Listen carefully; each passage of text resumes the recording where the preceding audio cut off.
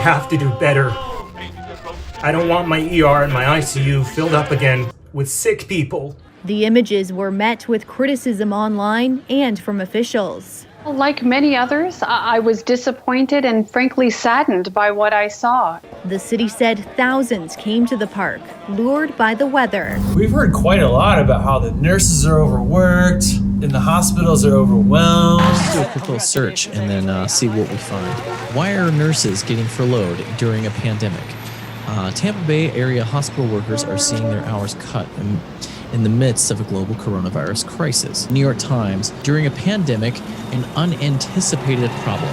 Out-of-work healthcare workers. Minneapolis-based Alina Health extends workforce reductions in wake of COVID-19 pandemic. Furloughs, layoffs, benefit cuts. Governor Tim Walz clears out-of-state nurses, doctors for COVID-19 care. Minnesota Nurses Union criticizes order. What's your problem? Allowing out-of-state medical workers, April 27, 2020. Mounting casualty of coronavirus crisis, healthcare jobs. I said, what's your problem?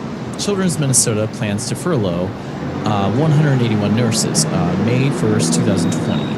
Becker's Hospital Review. Record number of healthcare workers laid off, furloughed during pandemic, June 5th, 2020. Thank you, sir. 266 hospitals furloughing workers in response to COVID-19 on May 8th, 2020. As hospitals lose revenue, more than 1 million healthcare workers lose jobs. New York Times. Hospitals got bailouts and furloughed thousands while paying CEOs millions. Now, again, we have to really start asking, why is this happening? Why is this happening? It's not an accident. You're gonna pay for that or what? It's politicians are doing this deliberately. Look, buddy, I don't want no hassle today. Either pay for it or put it back. They're getting furloughed or having their hours cut. I mean, we could do this all day. Minnesota Nurses Association President Mary Turner said Governor Tim Walz's executive order signed over the weekend is extremely disappointing when health system after health system is furloughing and laying off Minnesota nurses who want to work. COVID-19 fallout. Health partners to furlough 2,600 workers, April 24th, 2020. Los Angeles Times. Thousands of healthcare workers are laid off or furloughed as coronavirus spreads. The Stanford healthcare system is making across-the-board cuts due to financial squeeze from the pandemic. Healthcare Dive wants to offer that hospital workforce tracker, layoffs, furloughs, and pay cuts. And yet we wonder, where have we seen this before? So in the Nazi medicine document, here we are. The euthanasia program began in 1939 prior to the war, first targeting severely handicapped children and transferring them to the clinics where they were starved to death and killed by lethal injection.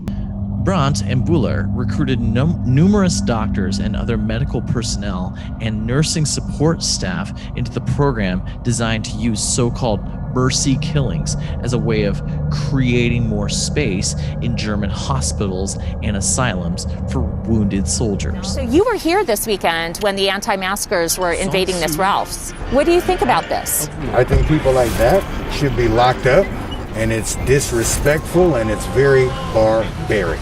I'm very upset by it because it puts innocent people at risk, and it's so unnecessary and so unkind and cruel. And there's some recent work that was published in PLOS One about 3 years ago showing that brilliant study, should have got much more attention, showing that if you went around and sampled political attitudes in different countries, or even within the same country, what you found was that the higher the prevalence of infectious diseases, the higher the probability of totalitarian political attitudes at the local level.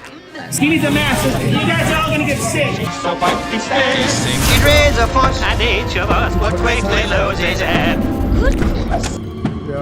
Every summer, I try to do a little extra reading. Here's a few books I've read recently that you might enjoy. How to Lie with Statistics by Daryl Huff. Just look for yourself. The devil's in the details. Meanwhile, heart patients, cancer patients, and other non-COVID related health complications all got shafted and delayed by the sudden changes in the system.